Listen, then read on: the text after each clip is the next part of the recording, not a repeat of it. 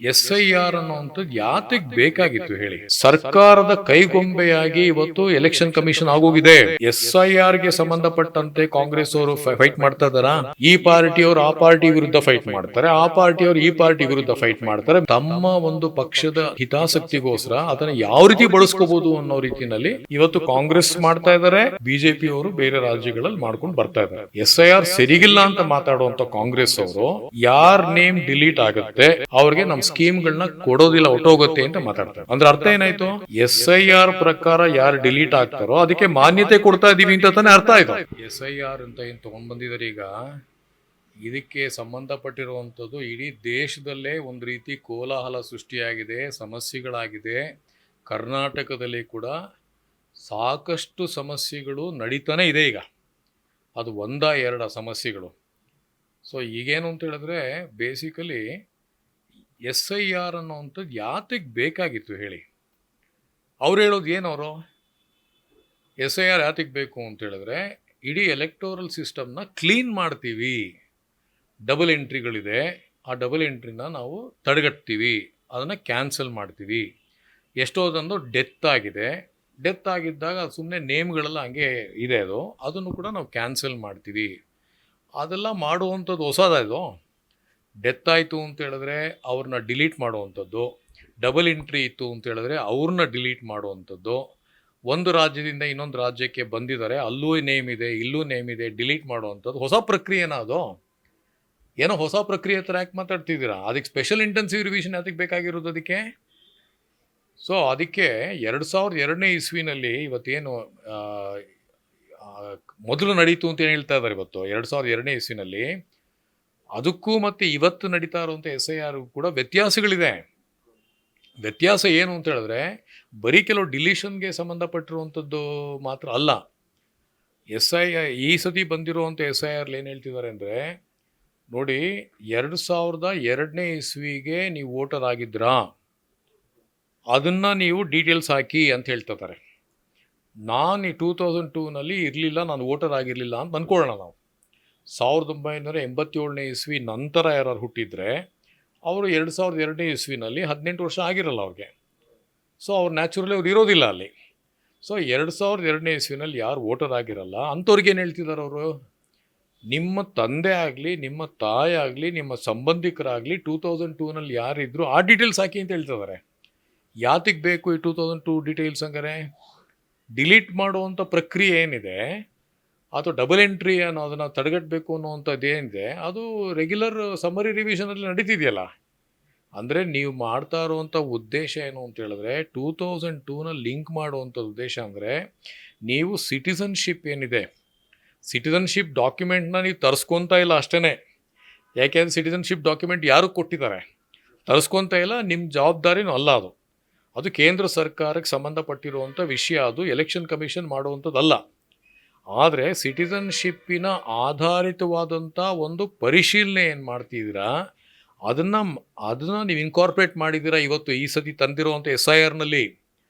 ಇದು ಇಡೀ ದೇಶದಲ್ಲಿ ಸ್ವತಂತ್ರ ಬಂದಾಗಿಂದ ಇವತ್ತು ತನಕ ಈ ಒಂದು ರೀತಿಯಲ್ಲಿ ಲಿಂಕ್ ಮಾಡುವಂಥದ್ದು ಏನಿದೆ, 2002ನೇ ಇಸ್ವಿನ ಲಿಂಕ್ ಮಾಡೋದು ಅಥವಾ ಬೇರೆ ಬೇಸಿಯರಿಗೆ ಲಿಂಕ್ ಮಾಡುವಂಥದ್ದು, ಸಿಟಿಸನ್ಶಿಪ್ಪಿನ ಆಧಾರದ ಮೇಲೆ ನಿಮಗೆ ಕೆಲವು ಡಾಕ್ಯುಮೆಂಟ್ಸ್ನ ಕೇಳುವಂಥದ್ದು, ಕೆಲವು ಡೀಟೇಲ್ಸ್ನ ಕೇಳುವಂಥದ್ದು, ಇದು ವಿಭಿನ್ನವಾದಂಥ ಪ್ರಕ್ರಿಯೆ ಈ ಸರ್ಕಾರ ಕೇಂದ್ರ ಸರ್ಕಾರದವರು ತಂದಿರೋ ಅಂಥದ್ದು. ಅದು ಎಲೆಕ್ಷನ್ ಕಮಿಷನ್ ಅವರು ಫಾಲೋ ಮಾಡ್ಕೊಂಡು ಬರ್ತಾ ಇದ್ದಾರೆ. ಇವತ್ತು ಸರ್ಕಾರದ ನೀತಿನೇ ಇವತ್ತು ಅನುಷ್ಠಾನ ಮಾಡ್ತಾ ಇರೋವಂಥದ್ದು ಎಲೆಕ್ಷನ್ ಕಮಿಷನ್ ಅವ್ರು ತೀರ್ಮಾನ ಮಾಡ್ಕೊಂಡು ಬರ್ತಾ ಇರೋದೀಗ. ಯಾಕೆ ಹೀಗಾಗಿದೆ ಅಂತ ಹೇಳಿದ್ರೆ ಸರ್ಕಾರದ ಕೈಗೊಂಬೆಯಾಗಿ ಇವತ್ತು ಎಲೆಕ್ಷನ್ ಕಮಿಷನ್ ಆಗೋಗಿದೆ. ಯಾಕಾಯ್ತು ಈ ರೀತಿ? ಮೊದಲು ಎಲೆಕ್ಷನ್ ಕಮಿಷನನ್ನು ನೇಮಕ ಮಾಡಬೇಕು ಅಂತ ಹೇಳಿದ್ರೆ ಸರ್ಕಾರದ ಕೈನಲ್ಲಿ ಇರಲಿಲ್ಲ. ಸುಪ್ರೀಂ ಕೋರ್ಟ್ ಅವ್ರು ಏನು ಹೇಳಿದ್ರು ಅವಾಗ, ಇದು ಎಲೆಕ್ಷನ್ ಕಮಿಷನ್ನ ನೀವು ಅಪಾಯಿಂಟ್ ಮಾಡಬೇಕು ಅಂದರೆ ಅದು ಇಂಡಿಪೆಂಡೆಂಟ್ ಬಾಡಿನ ನೀವು ಅಪಾಯಿಂಟ್ ಮಾಡಬೇಕು ಅಂತ ಹೇಳಿದ್ರೆ ಪ್ರೈಮ್ ಮಿನಿಸ್ಟರ್ ಇರಬೇಕು, ಲೀಡರ್ ಆಫ್ ದಿ ಅಪೋಸಿಷನ್ ಇರಬೇಕು, ಸುಪ್ರೀಂ ಕೋರ್ಟ್ ಚೀಫ್ ಜಸ್ಟಿಸ್ ಇರಬೇಕು ಅಂತ ಒಂದು ಸುಪ್ರೀಂ ಕೋರ್ಟಲ್ಲಿ ಡೈರೆಕ್ಷನ್ ಇತ್ತು. ಆ ಡೈರೆಕ್ಷನ್ನ ಸಂಪೂರ್ಣವಾಗಿ ವಿರುದ್ಧವಾಗಿ ಹೋಗ್ಬಿಟ್ಟು ಕೇಂದ್ರ ಸರ್ಕಾರದವ್ರು ಏನು ಮಾಡಿದ್ರು ಅಂದರೆ ಆ 3 ಜನದಲ್ಲಿ ಪ್ರಧಾನಮಂತ್ರಿ ಒಂದು ಕಡೆ ಮತ್ತು ಇವ್ರನ್ನ ತೆಗೆದುಹಾಕಿದ್ರು, ಸುಪ್ರೀಂ ಕೋರ್ಟಿನ ಚೀಫ್ ಜಸ್ಟಿಸ್ನ ತೆಗೆದುಹಾಕಿ ಆ ಜಾಗದಲ್ಲಿ ಕ್ಯಾಬಿನೆಟ್ ಮಿನಿಸ್ಟರ್ ಹಾಕೋರು. ಅವಾಗ 3 ಜನದ್ದು ಏನಾಯಿತು, 2 ಗೌರ್ಮೆಂಟ್ ಕಡೆ ಇರೋರು, 2 ಗೌರ್ಮೆಂಟ್ ಕಡೆ ಇತ್ತು ಅಂತ ಹೇಳಿದ್ರೆ ಒಂದು ಲೀಡರ್ ಆಫ್ ದಿ ಅಪೋಸಿಷನ್ ಏನು ಕಿರ್ಚಾಡಿದ್ರೆ ಏನು ಬಂತು? ಹಂಗಾರೆ ಗೌರ್ಮೆಂಟ್ ಏನು ಬೇಕೋ ಅದ್ರ ಪ್ರಕಾರ ತೀರ್ಮಾನ ನಡೀತು. ಗೌರ್ಮೆಂಟ್ಗೆ ಜ್ಞಾನೇಶ್ ಕುಮಾರ್ ಬೇಕು ಅಂತ ಆಯಿತು, ಅದಕ್ಕೆ ಜ್ಞಾನೇಶ್ ಕುಮಾರ್ ಆದರು. ಇವಾಗ ನಾಳೆ ಗೌರ್ಮೆಂಟ್ ಏನೇ ಪಾಲಿಸಿ ಮಾಡಬೇಕು ಅಂತಿದ್ರೆ ಎಲೆಕ್ಷನ್ಗೆ ಸಂಬಂಧಪಟ್ಟಿರೋವಂಥದ್ದು ಅದನ್ನು ಕ್ಲೀನಾಗಿ ಇವ್ರು ಮಾಡಿಸ್ಕೊತಾರೆ. ಯಾಕೆಂದರೆ ಇಂಡಿಪೆಂಡೆಂಟ್ ಬಾಡಿಯಾಗಿ ಉಳಿದಿಲ್ವೇ ಇದು? ಇದು ಪ್ರಜಾತಂತ್ರಕ್ಕೆ ವಿರುದ್ಧವಾಗಿರ್ತಕ್ಕಂಥ ಒಂದು ವಿದ್ಯಮಾನ ಇದು. ಇದನ್ನು ಇವತ್ತು ಚಾಲೆಂಜ್ ಮಾಡಬೇಕು. ಇದನ್ನು ಯಾರು ಹೈಲೈಟ್ ಮಾಡ್ತಾ ಇದ್ದಾರೆ ಇವತ್ತು? ಈ ಪಾರ್ಟಿಯವರು ಆ ಪಾರ್ಟಿ ವಿರುದ್ಧ ಫೈಟ್ ಮಾಡ್ತಾರೆ, ಆ ಪಾರ್ಟಿಯವರು ಈ ಪಾರ್ಟಿ ವಿರುದ್ಧ ಫೈಟ್ ಮಾಡ್ತಾರೆ. ಮೇನ್ ಇಶ್ಯೂ ಇದೇ ಮಾತಾಡ್ತಾ ಇಲ್ಲ. ಎಲೆಕ್ಷನ್ ಕಮಿಟಿನ ನೇಮಕ ಮಾಡಬೇಕಾಗಿರುವಂಥ ಪ್ರಕ್ರಿಯೆ, ಪ್ರಜಾತಾಂತ್ರಿಕ ಪ್ರಕ್ರಿಯೆ ಏನಿದೆ ಅದಕ್ಕೆ ವಿರುದ್ಧವಾಗಿ ನಡೆದಿದೆ. ಈ ತೀರ್ಮಾನವನ್ನು ಆದಾಗ, ಪಾರ್ಲಿಮೆಂಟಲ್ಲಿ ಆದಾಗ ಸುಮಾರು ಜನ, ಎಷ್ಟೋ ಜನ ಸಸ್ಪೆಂಡ್ ಆಗೋದ್ರು ಆ ಟೈಮ್ನಲ್ಲಿ. ಗೊತ್ತಿರಬೇಕು ನಿಮಗೆ, ನೂರಾರು ಜನನ ಸಸ್ಪೆಂಡ್ ಮಾಡಿಬಿಟ್ಟು ಹೆಚ್ಚು ಕಡಿಮೆ ಖಾಲಿ ಇರುವಂಥ ಪಾರ್ಲಿಮೆಂಟು, ಖಾಲಿ ಅಂತ ಹೇಳಿದ್ರೆ ಆ ರೀತಿ ಅರ್ಥದಲ್ಲಲ್ಲ, ಆದರೆ ಎಷ್ಟು ಜನ ಇಲ್ಲ ಪಾರ್ಲಿಮೆಂಟಲ್ಲಿ ಇರೋವಂಥ ಕಡಿಮೆ ಇರೋವಂಥ ಎಂ ಪಿಗಳಿರ್ತಕ್ಕಂಥ ಒಂದು ಹೌಸ್ನಲ್ಲಿ ತೀರ್ಮಾನವನ್ನು ತೊಗೊಂಡಿದ್ದಾರೆ. ಇದನ್ನು ಹೀಗಾಗ್ಬಿಟ್ಟು ಇವತ್ತೇನಾಗಿದೆ ಅಂದರೆ ಅವ್ರು ಪಾಲಿಸ್ಕೊಂಡು ಬರ್ತಾ ಇದ್ದಾರೆ. ಎಲೆಕ್ಷನ್ ಕಮಿಷನ್ ಸರ್ಕಾರಕ್ಕೆ ಬೇಕಾಗಿದ್ದೇನೋ, ಅವ್ರಿಗೆ ಬೇಕಾಗಿದ್ದು ಸಿಟಿಸನ್ಶಿಪ್ ಏನಿದೆ ಅದಕ್ಕೆ ಸಂಬಂಧಪಡುವಂಥ ಪಾಲಿಸಿಗಳನ್ನ ತರಬೇಕು ಅಂತ ತಂದರು ಅವರು. CAA ಅನ್ನೋದೇನು? ಸಿಟಿಸನ್ಶಿಪ್ ಅಮೆಂಡ್ಮೆಂಟ್ ಆ್ಯಕ್ಟ್ ಅಂದರೆ ಏನು? NRC ಅಂದರೆ ಏನು? ನ್ಯಾಷನಲ್ ರಿಜಿಸ್ಟರ್ ಆಫ್ ಸಿಟಿಸನ್ ಅಂತ ಹೇಳಿದ್ರೆ ಏನು? ನಮ್ಮ ದೇಶದಲ್ಲಿರ್ತಕ್ಕಂಥವ್ರು ಯಾರು, ಹೊರಗಿನಿಂದ ಬಂದಿರತಕ್ಕಂಥವ್ರು ಯಾರು, ಅದನ್ನ ಪತ್ತೆ ಹಚ್ಚಬೇಕು, ಗುರುತಿಸ್ಬೇಕು ಅಂತ ಹೇಳಿಬಿಟ್ಟು ಈ ಪಾಲಿಸಿ ಬಂದಿರೋವಂಥದ್ದು. ಅದರ ಹಿನ್ನೆಲೆಯಲ್ಲಿ ಇವತ್ತು ಈವನ್ ಎಲೆಕ್ಷನ್ ಕಮಿಷನ್ ಅವರು SIRನಲ್ಲಿ ಏನು ಮಾಡಿದ್ದಾರೆ ಅಂದರೆ 2002ಗೆ ಎಲ್ಲ ಲಿಂಕ್ ಮಾಡ್ಕೊಂಡು ಬರ್ತಾ ಇದ್ದಾರೆ. ಈ ಭಿನ್ನವಾದಂಥ ಒಂದು ವ್ಯತ್ಯಾಸವನ್ನು ಯಾರಿವತ್ತು ಇಡೀ ದೇಶದಲ್ಲಿ ಇವತ್ತು EC ವಿರುದ್ಧ ಫೈಟ್ ಮಾಡ್ತಾ ಇದ್ದಾರೆ, ಈ ವಿಷಯನ ಮುಂದಕ್ಕೆ ತರಬೇಕಲ್ವಾ? ಇದು ಭಾಳ ಮುಖ್ಯ. ನಮ್ಮ ಜನಗಳು ಅರ್ಥ ಮಾಡ್ಕೊಳ್ಳುವಂಥ ಅಗತ್ಯ ಇದೆ. ಸರ್, ಅದರ ಜೊತೆಗೆ ಇದನ್ನು ಬಂದಿರೋ ಮಸೀದಿಗಳಾಗಿರ್ಬೋದು, ಚರ್ಚ್ಗಳಲ್ಲಾಗಿ ಜನಗಳನ್ನ ಸಾಮೂಹಿಕವಾಗಿ ಕಲೆ ಹಾಕ್ಬಿಟ್ಟು ಮಾಹಿತಿ ಸಂಗ್ರಹ ಮಾಡೋದು ಎಷ್ಟರ ಮಟ್ಟಿಗೆ ಸರಿ ಅಂತ ನೋಡಿ. ಏನು ಅಂತ ಹೇಳಿದ್ರೆ, ಜನಗಳನ್ನ ಕಲೆ ಹಾಕಿ ಮಾಹಿತಿ ಸಂಗ್ರಹ ಮಾಡುವಂಥದ್ದು ಇವಾಗ ಕಾಂಗ್ರೆಸ್ ಇಲ್ಲಿ ಅಧಿಕಾರದಲ್ಲಿದ್ದಾರೆ, ಸುಮಾರು ಕಡೆ BJP ಅಧಿಕಾರದಲ್ಲಿದ್ದಾರೆ. ಇಡೀ ದೇಶದಲ್ಲಿ BJPನೇ ಜಾಸ್ತಿ ರಾಜ್ಯದಲ್ಲಿ ಅಧಿಕಾರದಲ್ಲಿರೋದು, ಇಲ್ಲಿ ಕಾಂಗ್ರೆಸ್ ಅಧಿಕಾರದಲ್ಲಿದ್ದಾರೆ. ಅಲ್ಲಿ ಏನೇನು BJP ಅವರು ಮಾಡ್ತಿದ್ರು ಅಥವಾ ಇಲ್ಲೇನು ಕಾಂಗ್ರೆಸ್ ಮಾಡ್ತಿದ್ರು, ಏನು ಮಾಡ್ತಿದ್ರು ಅಂದರೆ, ಈ ಒಂದು ಪ್ರಕ್ರಿಯೆ ಏನಿದೆ, ಈ ವೋಟರ್ಸ್ SIR ಅನ್ನೋ ಪ್ರಕ್ರಿಯೆ, ಇದನ್ನು ತಮ್ಮ ಒಂದು ಪಕ್ಷದ ತಮ್ಮ ಒಂದು ಹಿತಾಸಕ್ತಿಗೋಸ್ಕರ ಅದನ್ನು ಯಾವ ರೀತಿ ಬಳಸ್ಕೋಬೋದು ಅನ್ನೋ ರೀತಿಯಲ್ಲಿ ಇವತ್ತು ಕಾಂಗ್ರೆಸ್ ಮಾಡ್ತಾ ಇದ್ದಾರೆ, BJP ಅವರು ಬೇರೆ ರಾಜ್ಯಗಳಲ್ಲಿ ಮಾಡ್ಕೊಂಡು ಬರ್ತಾ ಇದ್ದಾರೆ. ಅದರಲ್ಲಿ ಏನು ವ್ಯತ್ಯಾಸ ಏನಿಲ್ಲ ಅದರಲ್ಲಿ. ಸೊ ಇಲ್ಲಿ ಕೂಡ ಕಾಂಗ್ರೆಸ್ ಏನು ಮಾಡಿದ್ದಾರೆ ಅಂದರೆ, ಇದು ಅವರ ಒಂದು ಫೋರ್ಸಸ್ ಏನಿದೆ, ಅವ್ರ ಸಂಘಟನೆಯನ್ನು ಬೆಳೆಸ್ಕೊಳ್ಳುವಂಥ ದೃಷ್ಟಿನಲ್ಲಿ, ಅವ್ರನ್ನ ಆ್ಯಕ್ಟಿವ್ ಮಾಡುವಂಥ ದೃಷ್ಟಿನಲ್ಲಿ, ಅವ್ರ ಪಕ್ಷಕ್ಕೆ ಅನುಕೂಲ ಆಗಲಿ ಅನ್ನೋ ದೃಷ್ಟಿಯಿಂದ, ಮುಂದೆ ಅವ್ರ ಅಧಿಕಾರಕ್ಕೆ ಬರಲಿ ಅನ್ನೋ ದೃಷ್ಟಿಯಿಂದ, ಇಂಥ ಒಂದು ಹಿತಾಸಕ್ತಿಯಿಂದ ಈ ರೀತಿ ಮಾಡ್ಕೊಂಡು ಬರ್ತಾ ಇದ್ದಾರೆ. ಅದು ಎಲ್ಲರೂ ಮಾಡ್ತಾ ಇರೋದು ಸರಿ ಇಲ್ಲ. ಅದು ಏನೇ ಮಾಡಿದ್ರು ಕೂಡ ನಿಜವಾಗ್ಲೂ SIRಗೆ ಸಂಬಂಧಪಟ್ಟಂತೆ ಕಾಂಗ್ರೆಸ್ ಅವರು ಫೈಟ್ ಮಾಡ್ತಿದ್ದಾರೆ ಇವತ್ತು? ಮಾಡ್ತಾ ಇಲ್ಲ. ಆ SIR ಪ್ರಕ್ರಿಯೆನೇ ಯಾವ ರೀತಿ ಅನುಷ್ಠಾನ ಮಾಡಬೇಕು ಅಂತ ಹೇಳಿಬಿಟ್ಟು ಅವರ ಕಾರ್ಯಕರ್ತರನ್ನ ಅವ್ರನ್ನ ಇನ್ವಾಲ್ವ್ ಮಾಡ್ಕೊತಾ ಇದ್ದಾರೆ. SIRನ ಫೈಟ್ ಮಾಡ್ತಾ ಇದ್ದಾರೆ. ಮಾಡ್ತಿಲ್ವಲ್ಲ ಅವರು? 2002 ಲಿಂಕ್ ಮಾಡೋದ್ರ ಬಗ್ಗೆ ಯಾರು ಫೈಟ್ ಮಾಡ್ತಾ ಇಲ್ವಲ್ಲ ಅವರು? ಸಿಟಿಸನ್ಶಿಪ್ ಸಂಬಂಧಪಟ್ಟಿರುವಂಥ ವಿಷಯ ಮಾತಾಡ್ತಿದ್ದಾರಾ? ಅದು ಮಾತಾಡ್ತಾ ಇಲ್ವಲ್ಲ ಅವರು? ಸೊ ಇವಾಗ ಏನು ಮಾಡ್ತಿದ್ದಾರೆ, ಬದಲಿಗೆ SIR ಸರಿಗಿಲ್ಲ ಅಂತ ಮಾತಾಡುವಂಥ ಕಾಂಗ್ರೆಸ್ ಅವರು ಇನ್ನೊಂದು ಕಡೆ ಯಾರ ನೇಮ್ ಡಿಲೀಟ್ ಆಗುತ್ತೆ ಅವ್ರಿಗೆ ನಮ್ಮ ಸ್ಕೀಮ್ಗಳನ್ನ ಕೊಡೋದಿಲ್ಲ, ಹೊಟ್ಟೋಗುತ್ತೆ ಅಂತ ಮಾತಾಡ್ತಾರೆ. ಅಂದರೆ ಅರ್ಥ ಏನಾಯಿತು?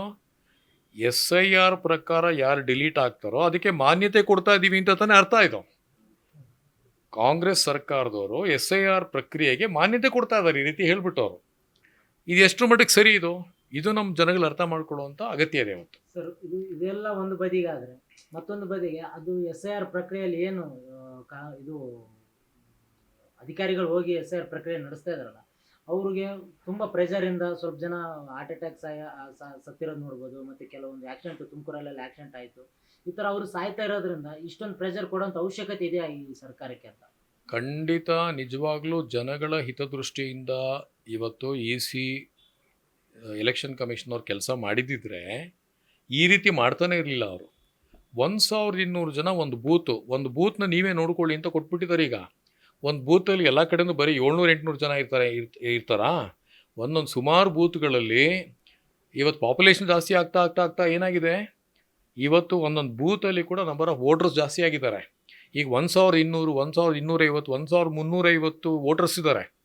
ಈ 1350 ಜನ ವೋಟರ್ಸ್ ಯಾರಿದ್ದಾರೆ, ಒಬ್ಬರು BLO ನೋಡ್ಕೋಬೇಕು, ಒಬ್ರೊಬ್ರಿಗೆ 2 ಫಾರ್ಮ್ ಕೊಡಬೇಕು, 3 ಸತಿ ಮನೆಗೆ ಹೋಗಬೇಕು, 1 ತಿಂಗಳಲ್ಲೆಲ್ಲ ಮುಗಿಸಿ ಅಂತ ಹೇಳ್ತಾ ಇದ್ದಾರೆ. ಅಲ್ಲಿ BLO ಕತೆಗಳು ನೋಡ್ತು ಅಂತ ಹೇಳಿದ್ರೆ, ಸರ್ ದಯವಿಟ್ಟು ಮಾತಾಡಬೇಡಿ ಸರ್, ಸುಮ್ಮನೆ ಫಾರಮ್ ತೊಗೊಂಡು ಹೋಗ್ತಾ ಇರಿ ಸರ್ ಅಂತಾರೆ. ಇನ್ನೇನು ಮಾತಾಡಬೇಡಿ, ನಮಗೆ ಆಗೋದಿಲ್ಲ. ಈಗ ನಾನು ಹೊರಡ್ಬೇಕೀಗ, ನಾನೀಗ ಮನೆಗಳು ಕವರ್ ಮಾಡಬೇಕು, ಹೆಂಗಾಗತ್ತೆ ನನಗೆ? ಇನ್ನು 40% ಮನೆಗಳು ಕವರ್ ಮಾಡಿಲ್ಲ, ಇನ್ನು 60% ಉಳಿದಿದೆ. ಒಂದು ವಿಸಿಟೇ ಆಗ್ತಾಯಿಲ್ಲ ನನಗೀಗ. ಈಗಾಗಲೇ 10ನೇ ತಾರೀಕು ಆಗಿದೆ, ಒಂದು ವಿಸಿಟೇ ಆಗಿಲ್ಲ. 40% 50% ಮಾತ್ರ ಮನೆ ಕವರ್ ಆಗಿದೆ. 30ನೇ ತಾರೀಕೊಳಗೆ ಅದೆಂಗೆ ಅವರು 3 ವಿಸಿಟ್ನ ಕವರ್ ಮಾಡೋಕ್ಕಾಗತ್ತೆ?